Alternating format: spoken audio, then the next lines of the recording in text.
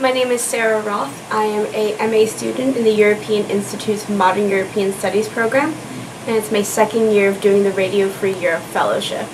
The topic I'm currently researching is Radio Free Europe's use of leaflet propagandas in Hungary between 1954 and 1956, known as Operation Focus, and I'm looking at the leaflet propaganda's relationship to the 1956 Hungarian uprising. So this actually came out of the research trip I did with the fellowship last year. I was also a fellow my senior year of college. I was at Columbia College. And we're at the Eisenhower Archive, and I decided to research Hungarian refugees in 1956, when after the uprising, thousands of people fled to Austria. And as I'm looking through documents, I come across a study about Radio Free Europe's balloon operations, because basically the way that these leaflets arrived in Hungary was Radio Free Europe in Germany used these giant weather balloons, these massive silver things that were powered by dry ice, to carry cartons of leaflets into Hungary, and then the balloons were designed to deflate at a certain point in time, so they would tip over the boxes of leaflets and just sort of cover the countryside in paper. And this sounds like something out of a science fiction film, or something that really should be in a physics textbook more than a historical archive. And I thought this was absolutely insane. And so when it came around time for me to do my master's thesis, and I'm sitting there in my room trying to think about what I might want to research, that image of the balloons just appeared in my mind, and I thought, this seems absolutely insane, and I can't believe this is part of the canon of Cold War history.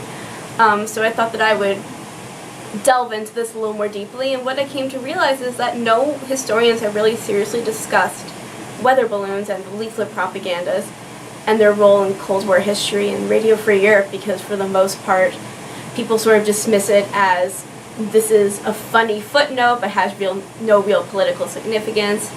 It was sort of an ad hoc fix while they were getting radio up and running. No one has really thought to look at these leaflets as a serious form of propaganda or psychological warfare, which I think is a shame, because one, it's crazy and insane to think that we did this, and two, it's really fascinating, and print propaganda is a really important part of how we conducted the Cold War. Most of my research thus far, this is an ongoing project, was from the Eisenhower Presidential Archive in Abilene, Kansas.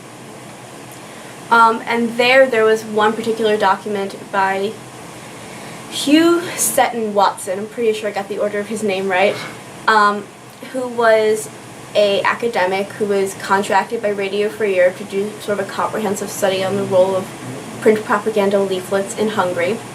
And essentially his takeaway was, if we stop this program for whatever reason, it's going to be really detrimental to the political climate of the Hungarian dissidents.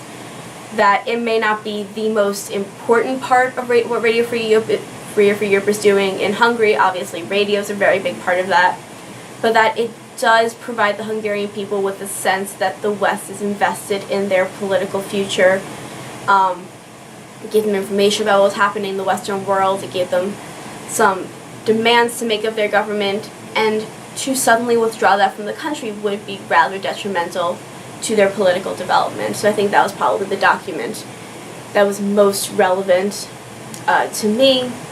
I've also been so incredibly lucky to have found a lot of information at Columbia's Rare Books and Manuscript Library, where a Hungarian emigre who was working with Radio Free Europe stateside in New York donated all of his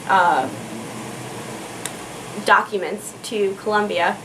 And then I've also was put in contact with a professor at Columbia, Professor Dayak, who actually worked on Operation Focus and the leaflets between 1951 and 1955 when he was working on the Hungarian desk at Radio Free Europe, and so I had the chance to talk to him and get firsthand accounts of what it was like to write these leaflets in the climate of Radio Free Europe's headquarters in the 1950s in Germany, and sort of his own sentiments about the balloon operation. So that was really, really fortunate for me. The leaflets oftentimes put people on the ground in Hungary in legitimate danger, because unlike radio, where it's intangible, no one can really tell whether you've listened to a radio broadcast. It's very easy to tune the radio to something else if a policeman comes by. Leaflets are physical, and the positive and negative of this campaign was that it allowed the Hungarian people something tangible to hold on to demonstrate the West's support, but it also condemned them if they were found to be in possession of it. So, as I said before, no one's really looked into these leaflets. No one's really taking them seriously. In Cold War history, here and there you have academics who decide to study them, but this is a huge part of Radio Free Europe's legacy that has really gone undocumented, unstudied, and for the most part unanalyzed. And I think that's a real shame, because new information is still coming out, and we're still learning more and more about how the United States conducted the Cold War and what Radio Free Europe's role was in that process.